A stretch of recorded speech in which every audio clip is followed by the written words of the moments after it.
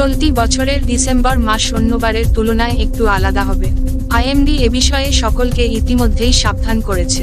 তবে কলকাতায় তাপমাত্রার পারদ ধীরে ধীরে ফের কমবে বলেই জানা গিয়েছে। আলিপুর হাওয়া অফিস সূত্রে খবর, সপ্তাহের শেষে দক্ষিণবঙ্গে ফের পারদ পতন হবে। এর ফলে জমিয়ে শীতের আমেজ ফেরার সম্ভাবনা।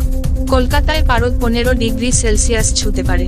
পশ্চিমের জেলায় চলতি সপ্তাহের শেষেই ফিরবে শীতের সেকেন্ড স্পেল।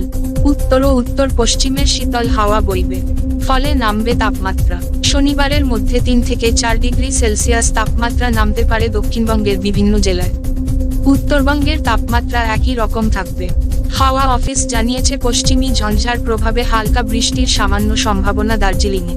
হালকা বৃষ্টি হতে পারে কালিম্পংয়ের পার্বত্য এলাকাতেও।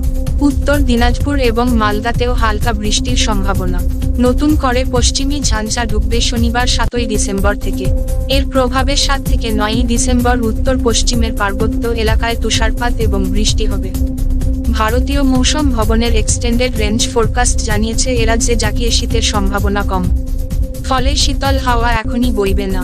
ফলে তাপমাত্রার হেরফের খুব একটা হবে না। বাংলার পাশাপাশি গোটা ভারতে এখনই জাঁকিয়ে শীত পড়বে না।